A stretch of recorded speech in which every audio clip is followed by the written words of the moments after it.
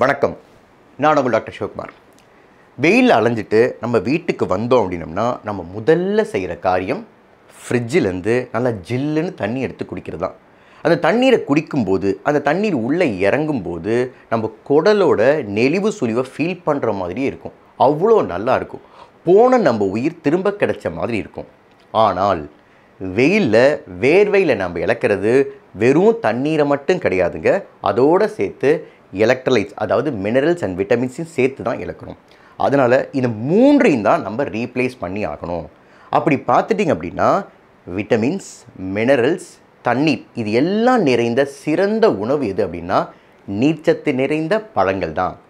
இந்த வீடியோவில் எதை பற்றி பார்க்க போகிறோம் அப்படின்னம்னா, அதாவது கோடை காலத்தில், வெயில் காலத்தில் நம் அவசியம் எடுத்துக்க வேண்டிய நீர்ச்சத்து நிறைந்த பழங்கள் என்னென்ன, அதை பற்றி தான் இந்த வீடியோவில் பார்க்க போகிறோம்.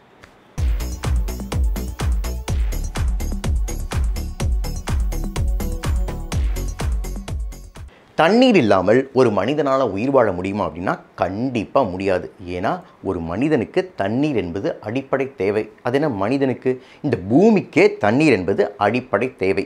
ஆனால் 2 சயின்டிஸ்ட் என்ன பண்ணாங்க அப்படின்னா, தண்ணீர் இல்லாமல் ஒரு மனிதனால் எவ்வளோ நாள் உயிர் வாழ முடியும் பார்த்துடலாம் அப்படின்னு 2 பேரும் தண்ணி குடிக்காமல் இருந்திருக்காங்க. ஒருவர் 3ஆவது நாளே எப்பா சாமி முடியல அப்படின்னு தண்ணி குடிக்க ஆரம்பித்தார். மற்றொருவர் 4ஆவது நாள் எக்ஸிட் ஆகிட்டார். ஆனால் Guinness book of world records 18 வயசு பையனுக்கு 18 நாள் தண்ணீர் இல்லாமல் உயிர் வாழ்ந்ததுக்காக ரெக்கார்ட் கொடுத்துருக்காங்க. அதுவும் 18ஆவது நாள் அவர் உயிர் பொழப்பாரா மாட்டாரா அப்படிங்கிற கண்டிஷனில் ஹாஸ்பிட்டல் கூட்டிகிட்டு போயிருக்காங்க. இப்படி இல்லாமல் வேர்ல்டு ரெக்கார்ட் பண்ணுவாங்க, பைத்தியக்காரத்தனமாக தெரியல அப்படின்னு நமக்கு நினைக்க தோணுங்க. ஆனால் பாவம் அந்த பையன், அவன் விரும்பி பண்ணலைங்க. ஏதோ சின்ன தப்பு செஞ்சுட்டு போலீஸ்கிட்ட மாட்டி போலீஸ் செல்லை அடைச்சிருச்சு. ஆனால் 18 நாள் அதை அடைச்சதே மறந்துட்டாங்க. 18ஆவது நாள் தான் பார்த்துருக்காங்க அவனுக்கு தண்ணியும் சாப்பாடு எதுவுமே கொடுக்கல அவனுக்குன்னு அப்படின்னு. இதுதான் ஹையஸ்ட்டாக ஒரு மனிதன் தண்ணீர் இல்லாமல் பூமியில் வாழ்ந்ததுக்கு ரெக்கார்ட். சரி, தண்ணீர் நம்ம உடம்புக்கு அவ்வளவு அவசியமா அப்படின்னு கேட்டால் அவ்வளவு முக்கியங்க. முதல்ல நம்ம செல், அதாவது நம்ம அணுக்கள் எல்லாம் ஆரோக்கியமாக இருக்கிறதுக்கு தண்ணீர் ரொம்ப அவசியம்.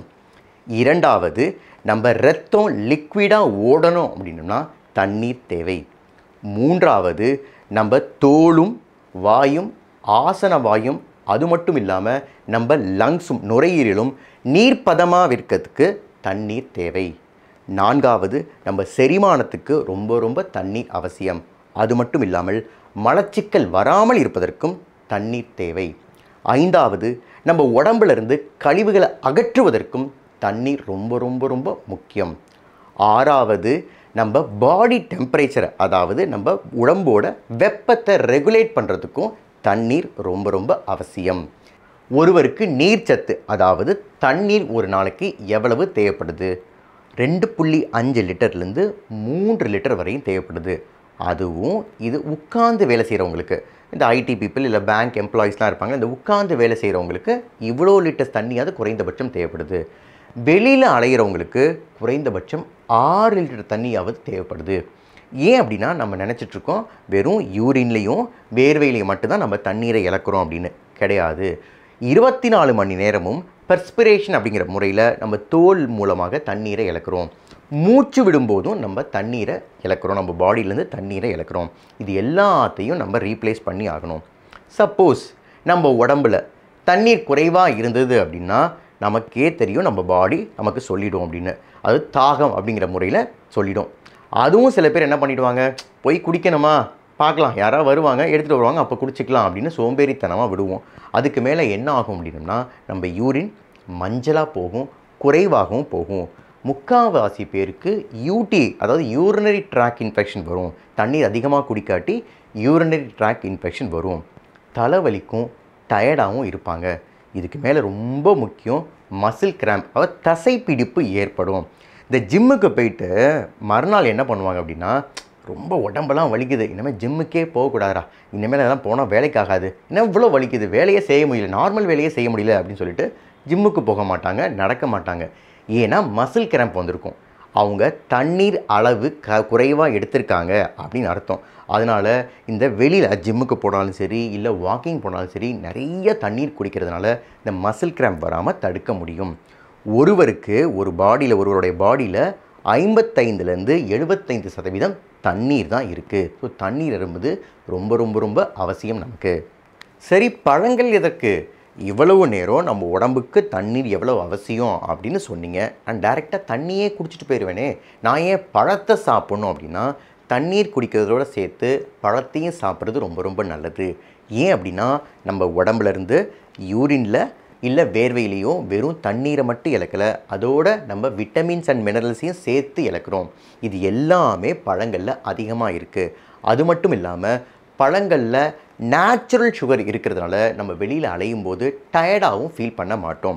இந்த 3 காரணங்களுக்காக நம்ம அதிகமாக பழங்கள் எடுத்துக்கிறது ரொம்ப ரொம்ப நல்லது. இப்போ தண்ணீர் சத்து நிறைந்த பழங்களை 3ஆக பிரிக்கிறேங்க. அதாவது டாப் செக்ஷன் 1 டாப் செக்ஷன் நீர்ச்சத்து 90% மேலே இருக்கிற பழங்கள். 2வது செக்ஷன் 85லேருந்து 90% நீர்ச்சத்து நிறைந்த பழங்கள். 3வது செக்ஷன் 80லேருந்து 85% நீர்ச்சத்து நிறைந்த பழங்கள். இப்போ ஃபஸ்ட்டு டாப் செக்ஷன், அதாவது 90%க்கு மேலே நீர்ச்சத்து நிறைந்த பழங்கள் என்னென்ன அப்படிங்கிறத ஃபஸ்ட்டு பார்ப்போம். நம்பர் 1 வெள்ளரி பழம். 100 கிராமுக்கு 95.2 கிராம் தண்ணீர் சத்து தான் இருக்குது. நம்பர் 2 தக்காளி 94.5 கிராம்ஸ். தக்காளி அப்படிங்கிறது பழந்தாங்க. நம்பர் 3 தர்பூசணி 91.4 கிராம் தண்ணி இருக்குது. நம்பர் 4 கிர்னி பழம் 90.2 கிராம். நம்பர் 5 ஸ்ட்ராபெரி 91 கிராம் நீர்ச்சத்து தான் இருக்குது. இப்போ செக்ஷன் நம்பர் 2, அதாவது 85லேருந்து 90% நீர்ச்சத்து நிறைந்த பழங்கள் என்னென்னு பார்ப்போம். நம்பர் 1 சாத்துக்குடி. 100 கிராமுக்கு 88.3 கிராம் தண்ணீர் சத்து தான் இருக்குது. நம்பர் 2 பப்பாளி 88.1 gram. Number 3 plums 87.2 gram. Number 4 orange 86.8 gram. Number 5 அன்னாசி 86 கிராம் நீர்ச்சத்து தான் இருக்குது. நம்பர் 6 நுங்கு 86 கிராம். நம்பர் 7 ஆப்பிள் 85.6 கிராம் நீர்ச்சத்து இருக்குது. இப்போ செக்ஷன் 3 லாஸ்ட் செக்ஷன், அதாவது 80லேருந்து 85% நீர்ச்சத்து நிறைந்த பழங்கள் என்னென்னு பார்ப்போம். Number 1 blueberry. 100 கிராமுக்கு நீர்ச்சத்து 84.2 கிராம் இருக்குது. நம்பர் 2 பேரிக்காயில் 84.1. நம்பர் 3 டிராகன் பழம் 84. நம்பர் 4 மாம்பழம் 83.5 கிராம் இருக்குது. நம்பர் 5 நவாப்பழம் 83.1 கிராம் இருக்குது. நம்பர் 6 கிவி பழம் 83.1. நம்பர் 7 லிச்சி பழம் 81.8 கிராம் இருக்குது.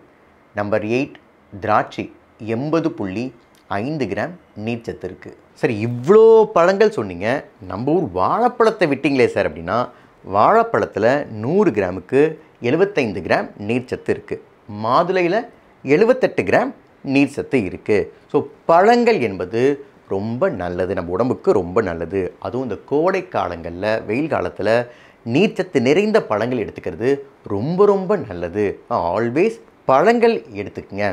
சரி, எப்போ பார்த்தாலும் அந்த பழத்தை எடுத்துங்க, இந்த பழத்தை எடுத்துக்கங்க அப்படிங்கிறீங்க. இந்த பழத்தோட ரேட்டெல்லாம் உங்களுக்கு தெரியுமா சார்? 1 கிலோ ஆப்பிள் எவ்வளோன்னு தெரியுமா சார் அப்படின்னா, நான் நிறைய பழங்கள் சாப்பிடுவேன். ஆனால் பழங்களோட ரேட்டு எனக்கும் தெரியும். நானும் வாங்கும்போது இதே கேள்வி என் மனசிலே எழுந்திருக்கு. ஆனால் அப்போதெல்லாம் ஒன்று தான் ஞாபகம் வச்சுப்பேன். ஒரு தேட்டருக்கு போனோம் அப்படின்னோம்னா அங்கே விற்கிற பாப்கார்னோட விலை எவ்வளோ தெரியுமா? அந்த டிக்கெட்டோட விலையோட ஜாஸ்தி. அதே மாதிரி 4 பேர் ஒரு ஹோட்டல் போனோம் அப்படின்னோம்னா குறைந்தபட்ச பில்லே நமக்கு 1000லேருந்து 2000 வரையும் வருது. நான்வெஜ் போனால் தனி கணக்கு. ஸோ அவ்வளவு செலவழிக்கிறோம். ஹெல்த்துக்காக செலவழிக்கக்கூடாதா? ஸோ ஹெல்த்துக்காக எப்போதும் நீங்கள் செலவழிக்கும் போது அது செலவுன்னே நினச்சிக்காதீங்க, அது ஒரு முதலீடு தான். இந்த வீடியோ உங்களுக்கு பிடிச்சிருந்துச்சுன்னா லைக் பண்ணுங்கள், ஷேர் பண்ணுங்கள், சப்ஸ்கிரைப் பண்ணுங்கள். நன்றி, வணக்கம்.